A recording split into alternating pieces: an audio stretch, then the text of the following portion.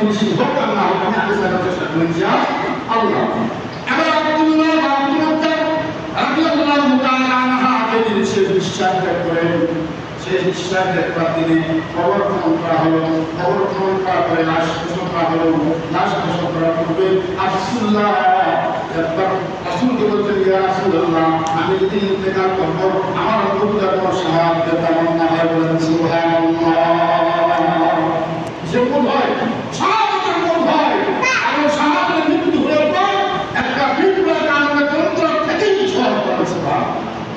আমার মৃত্যুটা যদি শাহাদাতের মন হয়, বিপ্লবের মাঝ থেকে যন্ত্রণা আরম্ভ হয়, এক নাম্বার হলো এবারে মৃত্যু করে গায়ে সঙ্গে সঙ্গে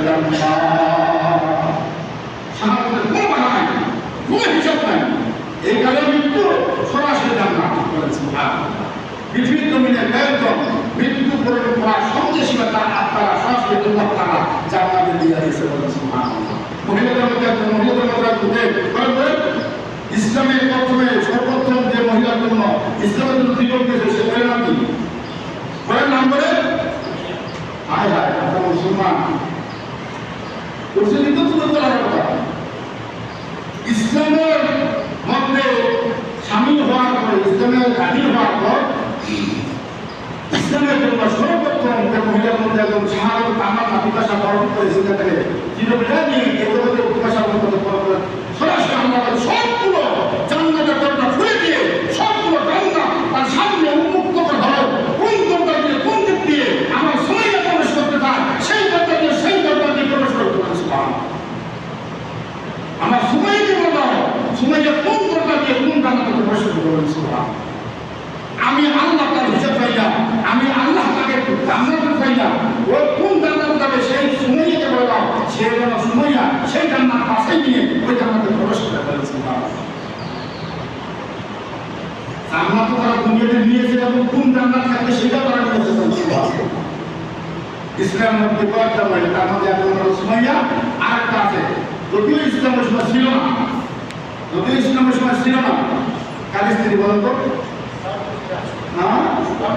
সুবহানাল্লাহ। এই তুমি বলবেন আমি খালি বলে যাবো, আপনারা শুনে যাবেন, তাহলে হলো আমি বলবো মাত্র আপনারা বলবেন, তাহলে ভালো লাগবে। আমি আপনি বক্তব্য করলাম, আপনারা কি শুনে কি বুঝলেন, আমি দিকে বক্তব্য করে যাই আর আপনারা শুনে যান। একদিন বলছিলেন সাগর ধরবো যে সাগর বলে ওই শরীফুল ভাই মুসলিম বেশি আর তোমার আছে গেলে করে ধান খাইলে ওর ফেরাত দিবে আর আমার টাকা দিয়ে বাড়ি রাখতে হবে।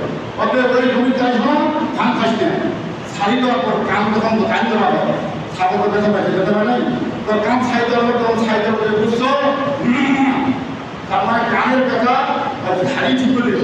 আর এর বলছে বুঝছে যে হ্যাঁ এতক্ষণ ধরে বুঝাইলাম শেষে কান ভাত করার মতো নয়। হায় হায়, তাহলে বোঝাচ্ছে কাকে? পশুকে বুঝালে কি হবে? হবে না। আপনি মানুষকে বুঝান তাহলে অবশ্য হতে পারে, পশুকে বুঝালে কাজ হবে না, তাই না? এই হলো ঘটনা। আমি যদি আপনাদের বুঝাই আর আপনার তো মানুষ, আমি তো মানুষ শুনতেছি, আপনার মানুষ হলে না বুঝে শুনে যান, চলে যান, না বুঝে না আপনার আগে, তাহলে তো হবে না। এজন্য কিছু শুনতে হবে, কিছু কিছু জিনিস মানে মুখস্থ রাখতে হবে, যে জিনিস তো মুসলমানদের রাখতে হবে। আসিয়া আসিয়া আল্লাহ তাআলা দুনিয়ার জান্নাত সামনে দিয়েছিলেন। সুবহানাল্লাহ।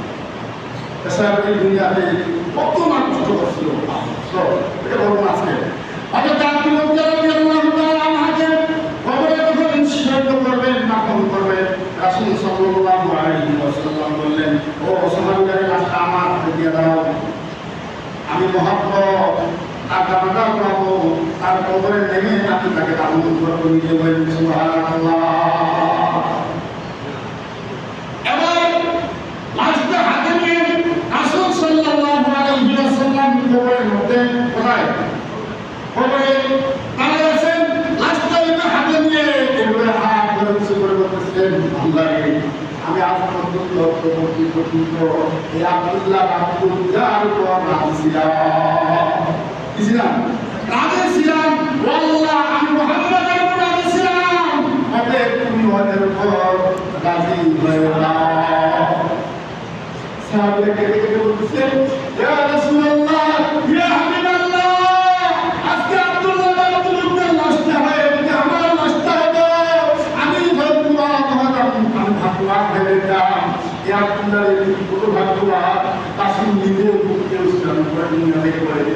আমি মোহাম্মদ আব্দুল্লাহ লাগিয়েছিলাম, আল্লাহ তুমি তার উপর লাগিয়ে হয়ে যাও।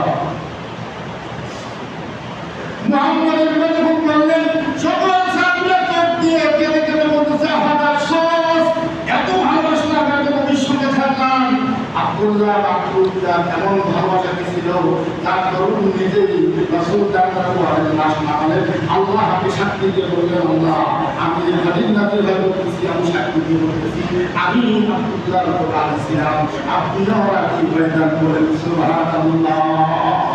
সাহাবীরা চিৎকার করে আল্লাহকে দিকে বলতেছে, ও আব্দুল্লাহ রে, তুমি যে কত বড় ধন্যবাদ, তুমি যে কত বড় ভাগ্যবান, এই জিনিসটা তুমি বুঝতেছ না। আমি বুঝছি যে তুমি নাই মারা গেছো, আমি বুঝতেছি আপনার জীবিত আছি। রাসূল তোমাকে নিয়ে যে কথা বললো, এটা যদি আমি হইতাম তাহলে আমি আরো কত বড় সৌভাগ্যবান ব্যক্তি হয়ে যেতাম। সুবহানাল্লাহ। আর আমরা লাশ নিয়ে কি করি? বিসমিল্লাহির রহমানির রহিম। সারা জীবন কোরআনের বিরুদ্ধে করছে, সারা জীবন ইসলামের বিরুদ্ধে করছে, সারা জীবন সত্যকে ঘোষণাইছে। আর বলছে বিসমিল্লাহির রহমানির রহিম। ইমাম সাহেব বিসমিল্লাহির রহমানির রহিম। আল্লাহ, আমি মহল্লা ইমাম ছিলাম, এলাকা খুব ভালো ছিল, তোমার আসলে মিলাতে বসছিল কি? বিসমিল্লাহির রহমানির রহিম অর্থ কি? বিসমিল্লাহির রহমানির রহিম আসলে আসিফ দেখে কি লাভ না। সারা জীবন আল্লাহ আল্লাহ কোনদিন কোনো সুখ কোনো পরিমাণ বিরুদ্ধে করে নাই। তাদের পক্ষে ছিল সম্পর্কে থাকা